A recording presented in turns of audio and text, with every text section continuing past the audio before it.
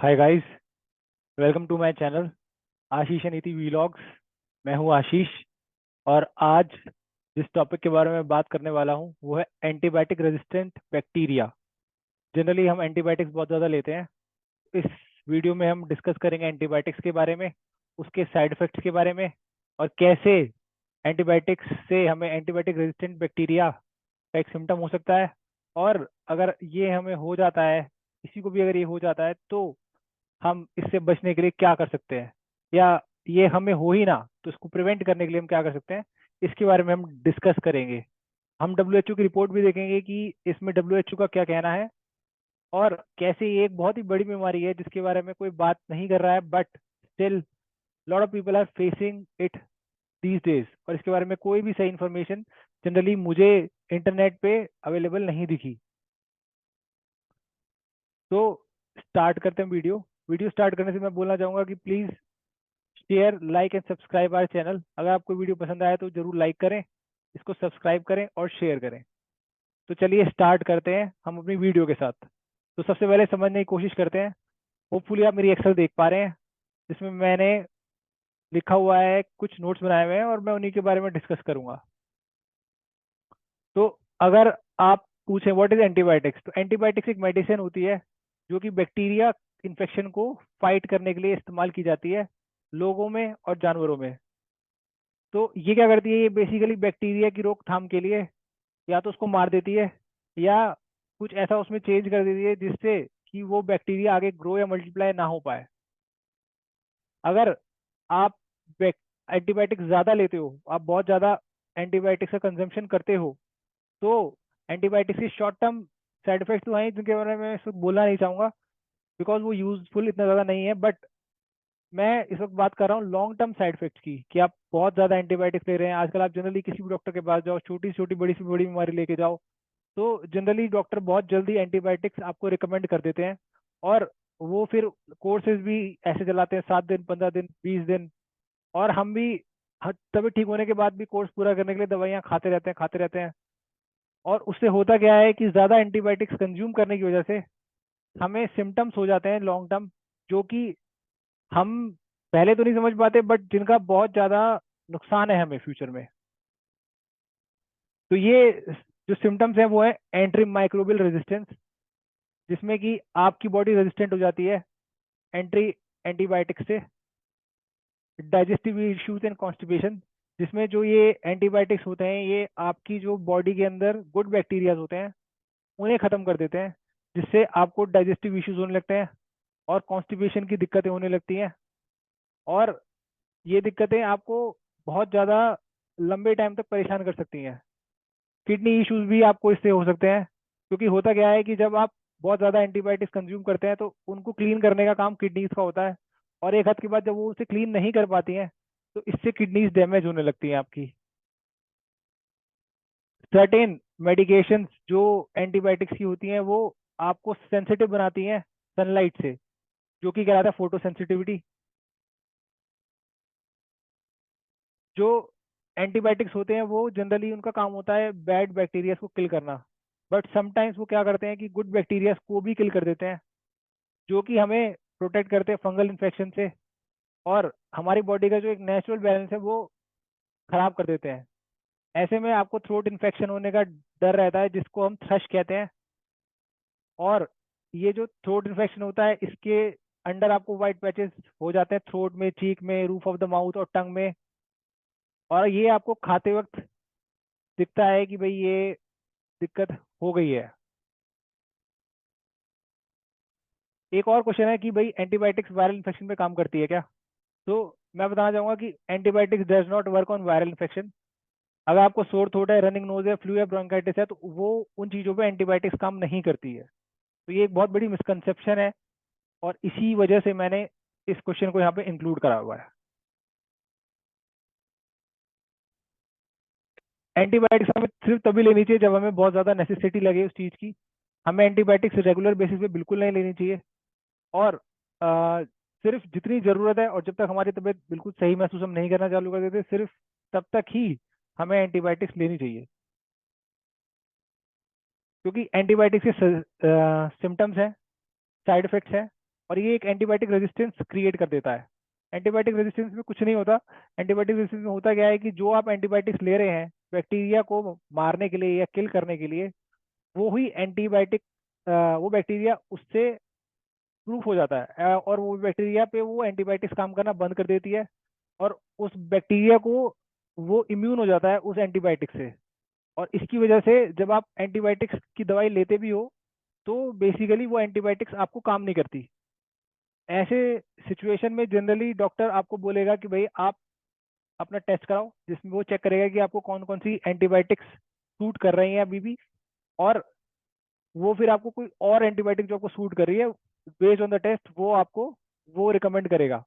But ये एक बहुत बड़ी दिक्कत है, क्योंकि जनरली ऐसा भी केस आ सकता है कि जब आप सारी एंटीबायोटिक्स आपको सूट ना करे, जो कि जनरली तब होता है कि जब आपने साल 2 साल कई सालों तक हर चीज के लिए एंटीबायोटिक्स खाई, आपने ज्यादा एंटीबायोटिक्स ले ली, और एक पॉइंट आया जब आपको वो एंटीबायोटिक्स ने सूट करना बंद कर दिया।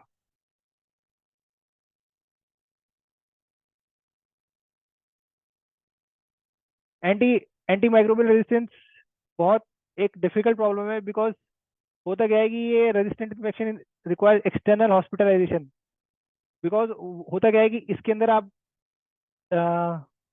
एंटीबायोटिक्स से प्रूफ हो गई है और आपकी बॉडी का इम्यून सिस्टम खराब हो गया है, तो वीकेंड इम्यून सिस्टम और हायर रिस्क ऑफ आप हायर रिस्क ऑफ इन्फेक्शन पर आ जाते हो। जब आपका इम्यून सिस्टम वीक हो गया है, आपने बहुत ज़्यादा एंटीबायोटिक्स ले ली है, तो होता क्या है कि आपका जो पूरा इम्यून सिस्टम वीक होने की वजह से आप हाई रिस्क ऑफ इन्फेक्शन पे हो जाते हो। और क्योंकि आप पहले एंटीबायोटिक्स खा चुके हो और आपकी बॉडी एंटीबायोटिक रेजिस्टेंट हो चुकी है, तो वो एंटीबायोटिक्स अब काम भी नहीं करेंगी।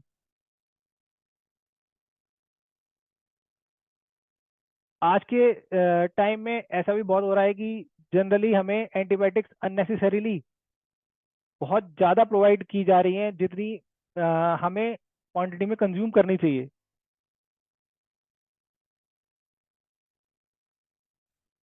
जब आप एंटीबायोटिक रेजिस्टेंट हो जाते हो तो होता क्या है कि कई बड़ी बीमारियां जैसे जॉइंट रिप्लेसमेंट हो गया, ऑर्गन ट्रांसप्लांट हो गया, कैंसर थेरेपी हो गया, या कोई क्रोनिक डिसीजेज हो गई लाइक डायबिटीज, एस्थमा, आर्थराइटिस, तो इन सब में भी एंटीबायोटिक और एंटीफंगल इन्फेक्शन की दवाइयों का इस्तेमाल होता है। और वो एंटीबायोटिक और एंटीफंगल जब इफेक्टिव ही नहीं है और आपके रेजिस्टेंट हो चुकी है, तो फिर वो इन इलाजों में भी आपके काम नहीं आएंगी, जो कि एक बहुत ज़्यादा दिक्कत वाली चीज़ हो जाती है जब जैसे जैसे आपकी एज बढ़ती है तो।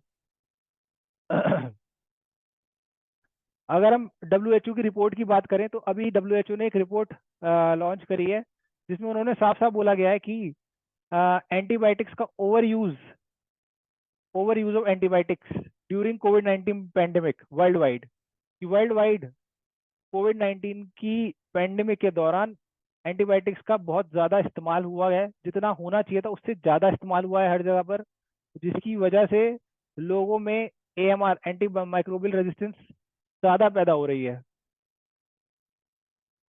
while only 8% of hospitalized patients in COVID had bacteria and co-infections, सिर्फ 8% जो हॉस्पिटलाइज पेशेंट थे उन्हें कोविड 19 में बैक्टीरियल को इन्फेक्शन था। बट तीन में से थ्री उनमें से चार में से तीन लोगों को एंटीबायोटिक्स फिर भी दी गई, कि कहीं उन्हें साथ में बैक्टीरियल इन्फेक्शन भी ना हो, जिसकी वजह से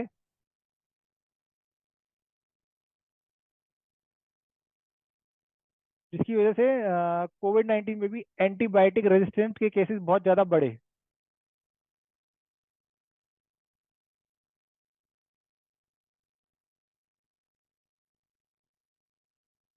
जो ये फाइंडिंग्स हैं ये बेसिकली 4.5 लाख पेशेंट्स पर की गई है, जिसमें ये फाउंड आउट हुआ कि जो भी ट्रीटमेंट किया गया उसमें एंटीबायोटिक्स बहुत ज़्यादा दी गई हैं। तो बेसिकली अगर डॉक्टर भी आपको ज़्यादा एंटीबायोटिक्स लिख रहा है तो इट्स ये एक सोचने वाली बात है कि आप वो एंटीबायोटिक्स खाओ या ना खाओ। बिकॉज जनरली आपको कोर्स डेफिनेटली पूरा करना है, बट ये भी दिमाग में रखना है कि अगर आप ज़्यादा एंटीबायोटिक्स ले रहे हो बार बार तो आप एंटीबायोटिक रेजिस्टेंट हो सकते हो।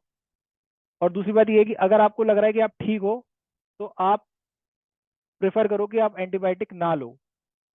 मैं ये रिपोर्ट आपको दिखा भी रहा हूँ, जिसमें यहाँ पे आप देखो ये WHO की वेबसाइट है, इस पे ये लोग बात कर रहे हैं कि भाई anti microbial resistance is one of the top global public health issues, मतलब ये एक टॉप ग्लोबल हेल्थ इशू है जो 1.27 मिलियन डेथ्स के लिए रिस्पॉन्सिबल था 2019 में, और टोटल 4.95 मिलियन डेथ्स के लिए कंट्रीब्यूट कर चुका है ये। और ये होता है ऐसे ही है कि miss use of and over use of anti microbials in humans and animals. जब आप ज़्यादा यूज और गलत तरीके से इस्तेमाल करते हो बेसिकली एंटीबायोटिक्स का या एंटी माइक्रोबियल ड्रग्स का,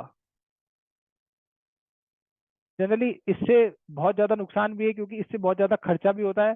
यूएस इकोनॉमी में 1 trillion additional health care cost 2050 तक लगेगी एएमआर की वजह से। तो अभी बेसिकली ये एक बहुत बड़ा इशू है मेरे हिसाब से, ग्लोबल कंसर्न है कि भाई एएमआर का कैसे इलाज किया जाए। और मैं आपके साथ एक पर्सनल इंसिडेंट भी शेयर करना चाहूँगा। जब मुझे कोविड हुआ था तो मैं भी डॉक्टर के पास गया था, और बेसिकली जब मेरी कोविड का ट्रीटमेंट खत्म हो गया था तो उसके बाद डॉक्टर ने एक्चुअली मुझे 15 दिन के लिए एक्स्ट्रा एंटीबायोटिक्स लिख दी थी साथ में, जबकि मैं बिल्कुल ठीक महसूस कर रहा था। तो मेरा क्वेश्चन यही था डॉक्टर से कि भाई जब मैं ठीक हो चुका हूँ तो आपने मुझे ये एंटीबायोटिक्स क्यों लिखी है। But then also doctor said कि भाई प्रिकॉशन के तौर पे हम ये आपको एंटीबायोटिक्स दे रहे हैं आगे के लिए। बट आई फेल्ट कि मुझे उस वक्त वो एंटीबायोटिक्स नहीं लेनी चाहिए थी। रीजन बीइंग कि ये एंटीबायोटिक्स खाने से आप एंटीबायोटिक रेजिस्टेंट हो सकते हो, जो कि लॉन्ग टर्म में एक बहुत बड़ी दिक्कत आपके लिए पैदा कर सकता है। एंटीबायोटिक रेजिस्टेंस से सेव करने के लिए सबसे अच्छा तरीका ये है कि जब भी आप एंटीबायोटिक्स लें, किसी भी फॉर्म में आप एंटीबायोटिक्स अगर कंज्यूम कर रहे हैं, तो साथ में कोशिश करें कि प्रीबायोटिक्स एंड प्रोबायोटिक्स भी लें। कई बार डॉक्टर हमें प्रीबायोटिक्स से प्रोबायोटिक्स लिखता भी है, बट हम उन्हें इग्नोर कर देते हैं, या फिर डॉक्टर लिखता ही नहीं है। तो आप उनको बोलो कि भैया आप एंटीबायोटिक्स के साथ प्रीबायोटिक्स एंड प्रोबायोटिक्स लिखें। अगर आप एंटीबायोटिक्स के साथ प्रीबायोटिक्स से प्रोबायोटिक्स लिख लेते हैं तो बेसिकली वो आपको बचाते हैं जो साइड इफेक्ट्स होते हैं एंटीबायोटिक्स के होने से आपकी बॉडी में। प्रीबायोटिक्स कुछ नहीं है, नॉन डाइजेस्टेबल फूड इंग्रेडिएंट्स हैं जो कि बेनिफिशियल है आपके लिए। वो गुड बैक्टीरियाज की ग्रोथ इंप्रूव करते हैं आपके अंदर। तो प्रीबायोटिक्स में आते हैं banana, green green vegetables, onion, garlic, artichokes. और प्रोबायोटिक्स भी फूड सप्लीमेंट्स हैं जिसमें माइक्रो ऑर्गेनिज्म ऑलरेडी प्रेजेंट हैं और वो आप कंज्यूम करते हैं। जनरली जब मैं डॉक्टर के पास जाता हूँ तो वो विजिलैक लिखता है बेसिकली, एंड विजिलैक एक प्रोबायोटिक है और जो एंटी माइक्रोबियल ग्रोथ प्रमोट मतलब उसके अंदर होते हैं और वो प्रमोट करता है। ऐसे ही याकुल्ट भी एक प्रोबायोटिक है जो फूड सप्लीमेंट है और वो आपके लिए गुड बैक्टीरिया की ग्रोथ सपोर्ट करता है। तो अगर अ, आप कोई भी एंटीबायोटिक्स ले रहे हो तो आप प्रीबायोटिक्स और प्रोबायोटिक्स का इस्तेमाल करके जो भी काफ़ी साइड इफेक्ट्स होते हैं एंटीबायोटिक्स के, उनसे आप बच सकते हो। होपफुली ये मेरे तरफ से एक अवेयरनेस सेशन था जिसमें मैं लोगों को अवेयर करना चाहता था एक हिडन प्रॉब्लम के बारे में जो आजकल बहुत लोग फेस कर रहे हैं। और होपफुली वीडियो आपको पसंद आएगा। अगर आपको वीडियो पसंद आए तो please like share and subscribe. Thanks for watching. Thanks for your time. Bye.